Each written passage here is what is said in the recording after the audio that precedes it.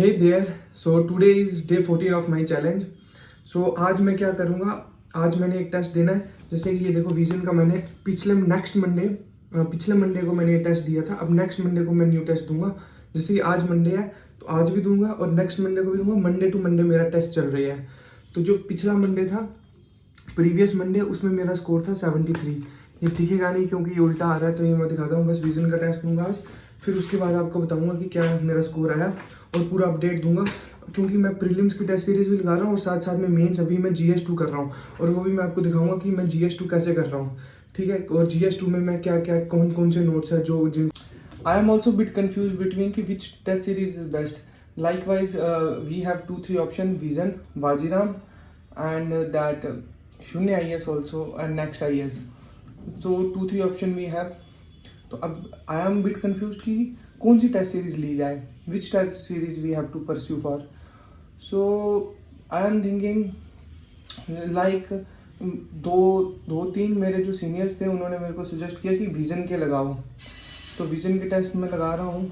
अगर if you also have any good opinion regarding test series, आप भी हम मेरे को थोड़ा कमेंट में बता दो, क्योंकि अब मैं थोड़ा डेडिकेटेडली हर दिन वीडियो अपलोड करूँगा जिसमें मेरा टेस्ट सीरीज वर्कआउट वगैरह सब कुछ होगा। सो ठीक है, अभी मैं टेस्ट देता हूँ और टेस्ट के बाद आपको बताऊँगा कि विजन का टेस्ट का क्या लेवल था, और फिर ये करेंगे कि कंटिन्यूसली 5 टेस्ट लगाऊंगा मैं विजन के और फिर 5 वाजीराम के लगाऊंगा। तो उसमें मेरे को पता चल जाएगा कि विजन और वाजीराम में क्या डिफरेंस है। तो जैसे अभी मैंने 40 क्वेश्चंस लगा दिए हैं, ये देखिए टेस्ट सीरीज के।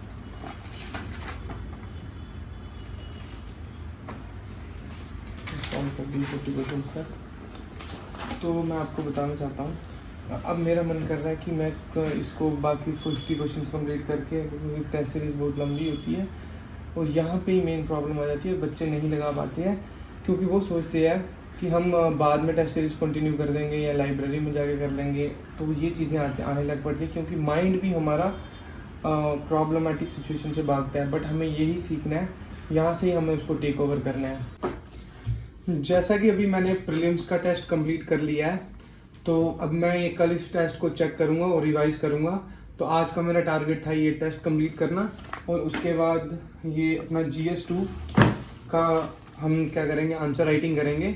और GS2 मैं पढ़ रहा हूँ, ये शिविल्स डेलीज के smasher mains X factor notes है। तो अगर आपको भी चाहिए तो मैं टेलीग्राम पे शेयर कर दूंगा। तो अगर if you want to prepare with me you can join my Telegram. So Telegram का मैं लिंक नीचे शेयर कर दूंगा, तो आप वहाँ से ज्वाइन कर लेना।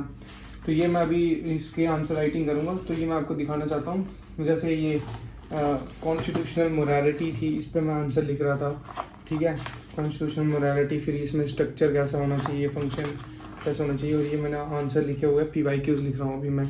सेपरेशन ऑफ पावर हो गई, और फिर मैंने क्या किया, जितनी भी जजमेंट्स थी ना GS2 की, सारी इंपॉर्टेंट जजमेंट्स लिख दी, जैसे Menaka Gandhi versus union of India, और इनकी सिग्निफिकेंस है कि मैं इनको कहाँ कहाँ यूज़ कर सकता हूँ। वैसे Minerva mills versus union of India, SR Bommai versus union of India, और IR Coelho versus union of India, state of Tamil Nadu. और इनकी सिग्निफिकेंस की, ये जैसे SR बुमाई है तो ये मेन जाना जाता है, जैसे गवर्नर था, गवर्नर की पावर के लिए, और secularism is a basic structure के अंदर आता है। जैसे ये स्ट्रेंथ एंड फेडरलिज्म, तो ये इनमें मैंने पूरा इसकी ऐसे उसी हिसाब से बना दी। तो ठीक है, अभी मैं GS2 कंप्लीट करके फिर आगे नेक्स्ट का टारगेट है उसको डिस्कस करूँगा, फिर ये मैं पूरा। So I have completed my third round as well, in which I am writing PYQs। मैंने अभी PYQs लिखे। तो PYQs के साथ साथ जैसे कॉन्स्टिट्यूशनलिज्म हो गया, या प्रीएम्बल हो गया, या फंडामेंटल राइट हो गया, इनके जितने भी PYQs थे, रेपिटेटेड PYQs, वो मैंने लिखे। ठीक है, जैसे I will show you 1 PYQ of constitutionalism. Okay, so like this I have written. आप वीडियो पॉज करके देख सकते हो। तो अभी तो मैंने बस बेसिक से पॉइंट्स थे, जो टर्मिनोलॉजी थी, वो कैसे लिखना है वैसे मैंने लिख दिया एकदम शॉर्ट फॉर्मेट में, और फिर इसको इलेबोरेटली लिखेंगे बाद में। ये मैंने टॉपर को कॉपी किया था, टॉपर स्टाइल में लिखा, टॉपर को कॉपी करके। और अब इसके बाद मैंने शिविल्स डेली के नोट्स जो रेफ़र कर रहा हूँ वो पढ़ रहा हूँ मैं। तो अभी मैंने जैसे प्रीएम्बल, फंडामेंटल राइट ये सब कवर करने के बाद जैसे ओटीटी रेगुलेशंस इन इंडिया, तो ओटीटी की क्या रेगुलेशंस है, जैसे फंडामेंटल राइट का ये सब पार्ट हो गया, जैसे ओटीटी रेगुलेशंस आ जाती है। तो अब इसका नेचर, आईटी रूल्स, टेलीकम्युनिकेशंस, ये जितने भी रेगुलेटरी मैकेनिज्म है, तो आप इसको स्टार्ट कैसे करोगे, इसकी सुप्रीम कोर्ट की क्या जजमेंट है, या ऑक्सफर्म ने जो इसमें रिपोर्ट दी हुई है, और ये ऑरमैक्स मीडिया करके एक रिपोर्ट आई हुई है, उसने जो ये ओटीटी रेगुलेशन दी हुई है, वैसे है इसका चैलेंजेस और वे फॉरवर्ड। तो इसने हर एक उसको सब यूनिट कैटेगराइज कर लिया है कि इशू आ जाते हैं, चैलेंजेस और वे फॉरवर्ड। जैसे कॉर्पोरेटिव कल्चर आता है उसमें इशू, चैलेंजेस, वे फॉरवर्ड। तो फिर अगला टॉपिक आ जाएगा, जैसे next topic right against self incrimination, तो उसके बारे में आ जाएगा। फिर नीड है उसकी, need right against self incrimination, supreme court की क्या जजमेंट थी, और सुप्रीम की judgment is very paramount as well as vital. तो उस वो जजमेंट इसीलिए इम्पोर्टेंट है क्योंकि उस जजमेंट को हम कोई आर्टिकल वगैरह जजमेंट से कोट करके एक अपना पॉइंट जनरेट कर सकते हैं। तो अभी ये भी आगे बता देंगे कि पॉइंटर्स कैसे लिखने हैं, तो वो भी उसमें भी मैं बता दूंगा। जैसे एस.आर. बुमाई सेकुलरिज्म आ गया, तो मैंने लिख दिया S R. Bommai versus union of India. तो वो क्योंकि सुप्रीम कोर्ट ने जजमेंट दी हुई थी, तो वो उसको एक अच्छा ओवरलुक दे देता है उस पॉइंट को। तो आप एग्जांपल भी डाल सकते हो सेकुलरिज्म की। तो ऐसे ऐसे पॉइंट्स लिखने हैं, तो वो मैं आगे पूरे अपने उसमें ब्लॉग में बताते जाऊँगा कि ये ऐसे आंसर लिखना है। ठीक है, अभी तो मैं जैसे ये कंप्लीट कर, हाँ, एंड वन मोर थिंग, जैसे अभी मैंने लाइट स्नैक्स लिए, तो उसमें मैंने क्या लिया जैसे कि अभी मैंने लाइट स्नैक्स लिए, तो उसमें मैंने क्या लिया, one more thing that is very important, कि हेल्थ के लिए मतलब डाइट इज़ वेरी इंपॉर्टेंट।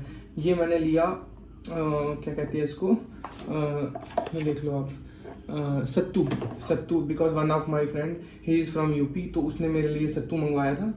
तो उसको क्या करो, दूध में डाल के ये, तो आप सत्तू के ऐसे वो एक लिक्विड टाइप बना के वो पी सकते हो, ड्रिंक टाइप, बहुत टेस्टी ड्रिंक। मैं तो उसकी थोड़ी हाई कंसिस्टेंसी रख के एकदम ऐसे थोड़ा लिक्विड, तो वो भी बहुत हेल्थ के लिए अच्छा है, और आपको पढ़ते टाइम इंस्टेंट एनर्जी भी देगा, और having lot of carbohydrate as well as protein.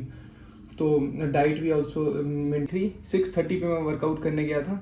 तो मेरा पहला फर्स्ट मैंने टेस्ट अटैम्प्ट किया, फिर उसके बाद मैंने GS2 पढ़ा था, और GS2 के आंसर लिखे था तीसरे स्लॉट में, मतलब ऐसे मैंने स्लॉट चलाया। अब 4th स्लॉट होगा मेरा ऑप्शनल, तो ऑप्शनल मैं शो नहीं कर पाऊंगा क्योंकि ऑप्शनल मैं ये टैब से ही पढ़ लूँगा, तो ऑप्शनल मैं शो नहीं कर पाऊंगा। बट हाँ, ऑप्शनल में आज मैं पता क्या कम करूँगा, जैसे ग्लोबलाइजेशन और approaches to study the international relation, ये वाला कंपैरेटिव पॉलिटिक्स, मतलब पेपर B पढ़ रहा हूँ मैं।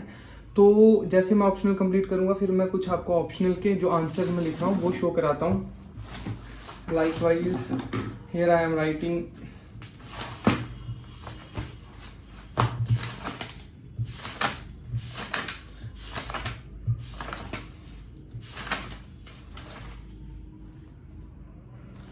लाइक दिस, ये मैंने ग्लोबलाइजेशन का आंसर लिखा हुआ है अच्छे से, ठीक है।